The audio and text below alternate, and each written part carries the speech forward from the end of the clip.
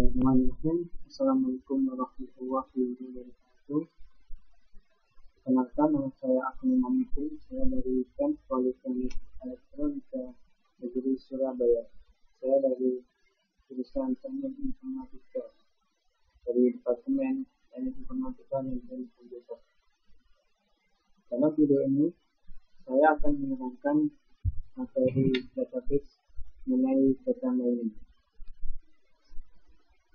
Dalam kuliah saya database, kesempatan saya adalah Parenga Semera Sarjana Komputer Asia. Baik, kita mulai.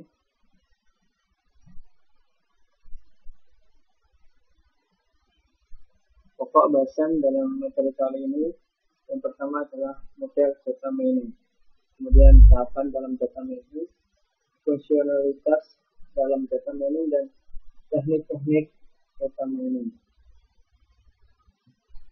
Kemudian setelah mempelajari materi dalam bab ini, mahasiswa diharapkan mampu untuk memahami pemodelan data mining, kemudian memahami setiap tahapan dalam data mining, memahami fungsionalitas dalam data mining, dan memahami beberapa teknik yang digunakan dalam data mining. Apa sih data mining itu?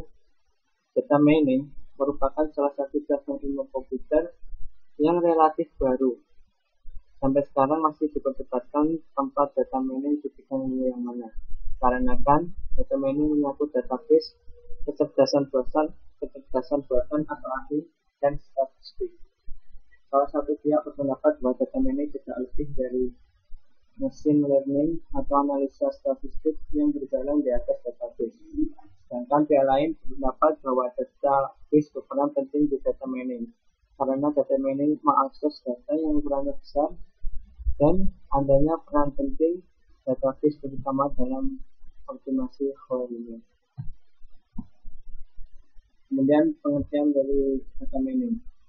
Definisi sederhana dari data mining adalah ekstraksi informasi atau pola yang penting atau menarik data yang ada di database yang besar. Dalam jurnal ilmiah, data mining juga dikenal dengan nama knowledge discovery in database atau bisa disingkat dengan KDD. Kemudian, mengapa sih untuk data mining? Yaitu latar belakang kehadiran data mining, yaitu karena problema data exploitation yang dialami akhir-akhir ini, di mana banyak organisasi telah mengumpulkan data sekian tahun lamanya, yaitu data pembelian, data penjualan, data nasabah, atau data transaksi. Jadi alasan yang pertama karena data mining karena ada banyak data dari tiap tahun, seperti data penjualan, nasabah, dan data transaksi. Hampir semua data tersebut dimasukkan dengan menggunakan aplikasi komputer yang digunakan untuk menangani transaksi sehari-hari yang kebanyakan merupakan OTP, yaitu Online Transaction Processing. Kemudian model data mining. Dan dalam perkembangan teknologi data mining, terdapat model atau mode yang digunakan untuk melakukan proses penggalian informasi terhadap data-data yang ada. Menurut IBM, model data mining dapat dibagi menjadi dua bagian, yaitu verification model dan discovery model. Yang pertama adalah model verifikasi. Model ini menggunakan perkiraan atau hipotesis dari penggunanya dan melakukan tes terhadap perkiraan yang diambil sebelumnya dengan menggunakan data-data yang ada. Penekanan terhadap model ini adalah terletak pada user yang bertanggung jawab terhadap penyusunan perkiraan atau hipotesis dan permasalahan pada data untuk meniadakan atau menegaskan hasil perkiraan yang diambil. Jadi pada model yang pertama ini, verifikasi ini menggunakan perkiraan untuk melakukan tes terhadap perkiraan yang diambil sebelumnya. Model yang kedua yaitu discovery. Model ini berbeda dengan verifikasi model, di mana pada model ini sistem secara langsung menemukan informasi-informasi penting yang tersembunyi dalam suatu data yang besar. Data-data yang ada kemudian dipilah-pilah untuk menemukan suatu pola, tren yang ada, dan keadaan umum pada saat itu tanpa adanya campur tangan dan pimpinan dari pengguna. Hasil temuan ini menyatakan fakta-fakta yang ada dengan data-data yang ditemukan dalam waktu yang sesingkat mungkin. Contohnya adalah misalnya sebuah bank yang ingin menemukan kelompok pelanggan yang dapat dijadikan target suatu produk yang akan dikeluarkan. Jadi bank akan memanfaatkan data-data dari nasabahnya untuk produk yang baru atau produk yang akan dipamerkan, dikeluarkan, sehingga hasilnya lebih maksimal. Kemudian kebutuhan dan tantangan dalam data mining. Hal-hal yang harus diperhatikan dalam data mining adalah sebagai berikut.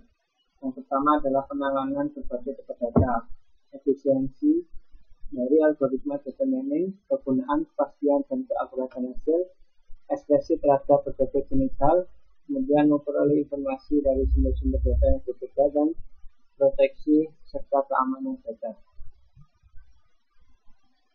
Berikut adalah tahapan-tahapan data mining. Yang pertama data, kemudian diseleksi. Setelah data diseleksi akan menjadi target data. Kemudian diproses hingga membentuk transformasi. Setelah transformasi data ini, kemudian dilakukan tes data mining dan membentuk pattern atau bentuk dan diinterpretasi atau dievaluasi.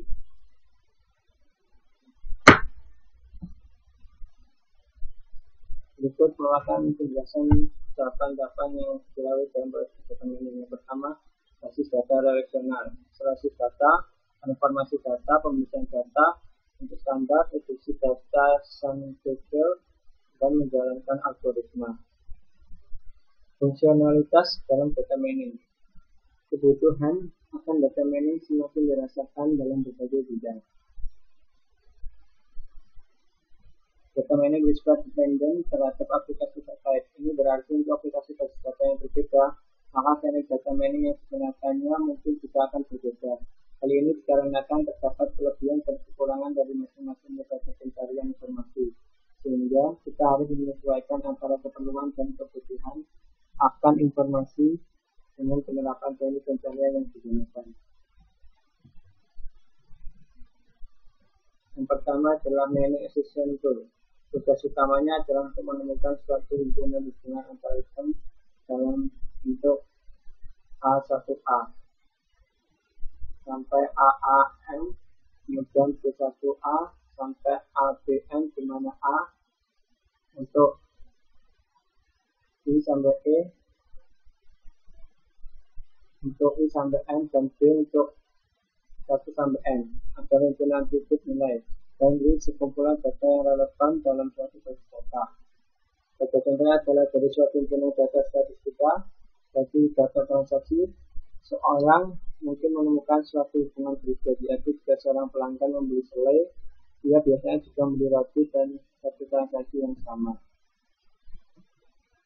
Kemudian adalah generalisasi atau pencatatan dari karakteristik data multi level. Salah satu aplikasi data mining adalah data yang paling sering digunakan dalam penggunaan dengan data sistem produksi adalah generalisasi dan berdasarkan data. Ya, jadi juga dikenal dengan beberapa nama lain seperti online analysis processing atau OLAP.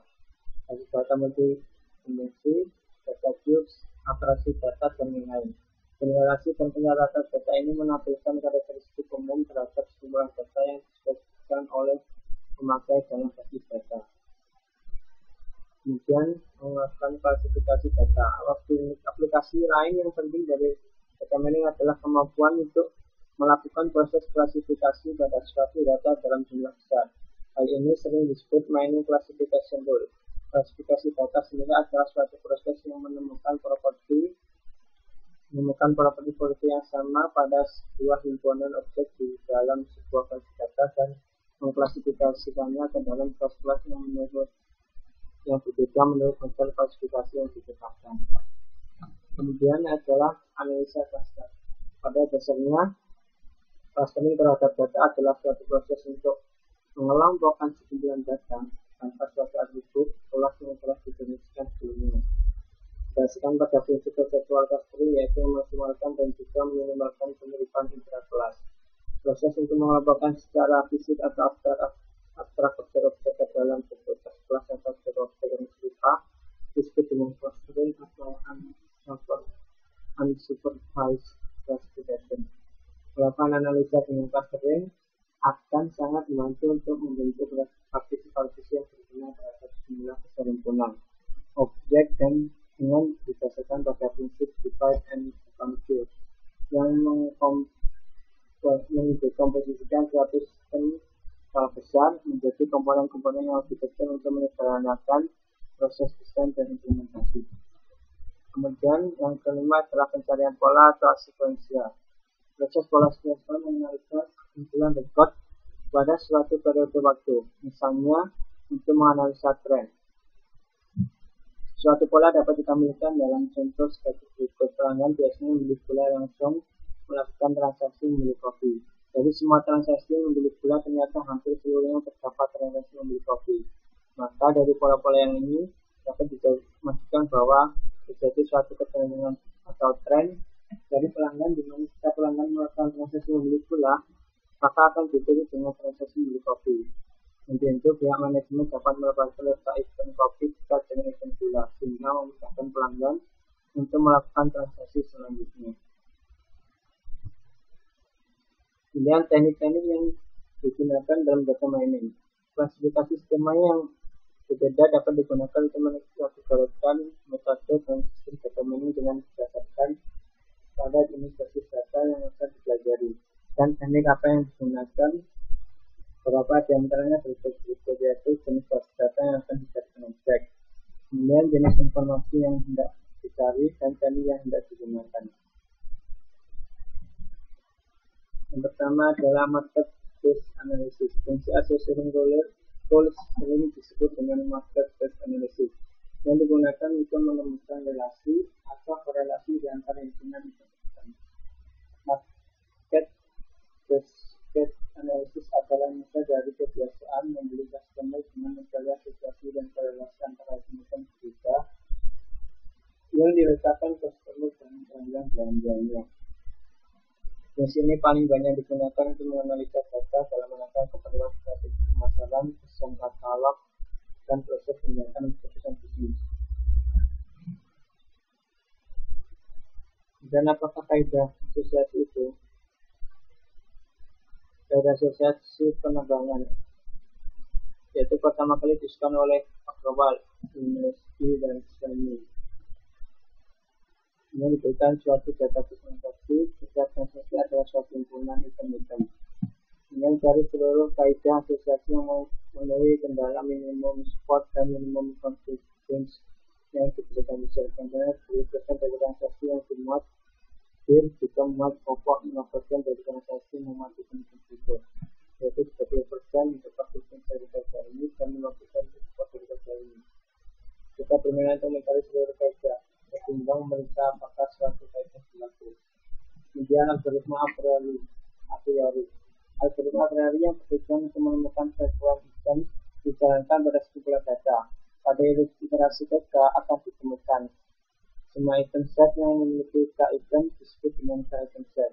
Itu dari algoritma ini adalah menggunakan frekuens, yaitu kami satu item set untuk membangun kandidat frekuens set. K-item set. Kemudian menggunakan scan database dan mencocokan pola untuk menentukan hitungan untuk kandidat item set. Contohnya adalah perbaikan kinerja a priori. Yang pertama itu item set berbasis hash. Suatu item set yang hitungan ember hash terkait di bawah hamba tidak bisa frekuens. Kemudian reduksi transaksi. Suatu transaksi yang tidak muat frekuens item set apapun adalah setiap dalam sistem berikutnya. Dan partisi item set apapun yang potensial frekuens dalam DB haruslah frekuens dan paling tidak satu dari partisi DB. Yang keempat adalah sampling, yaitu penambangan atas fase dari data yang diberikan, menggunakan ambang spot suatu metode untuk menentukan kelengkapan. Berikut merupakan ilustrasi algoritma a priori. Jadi ini kemudian di scan,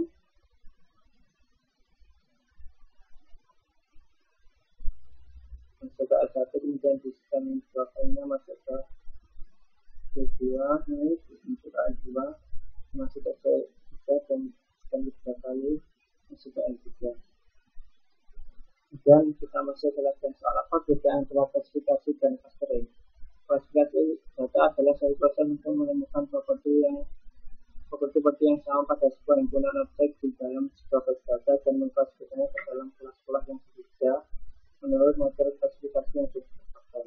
Sedangkan clustering kelas data adalah suatu proses mengelompokkan semua data tanpa suatu atribut kelas yang telah didefinisikan sebelumnya berdasarkan pada prinsip konseptual clustering yang macam-macam dan juga meminimalkan penyimpangan kelas. Kemudian apa peranan visualisasi informasi dalam data mining? Yaitu untuk memberikan gambaran yang lebih jelas tentang macam-macam informasi yang dapat ditemukan dalam sebuah data. Dan yang ketiga, definisikan support dan coefficients untuk aturan asosiasi.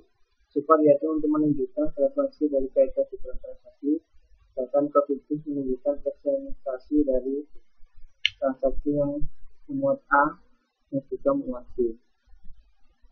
Dan jelaskan mengapa aturan asosiasi tidak dapat digunakan secara langsung untuk prediksi tanpa analisis yang lebih lanjut serta penuh pengetahuan, karena aturan asosiasi mengkaptur sistem atau kejadian dalam data berupa data yang diisi data transaksi. Sekian dari materi data mining kali ini, semoga bermanfaat. Tunggu video saya yang lainnya. Terima kasih. Wassalamualaikum warahmatullahi wabarakatuh.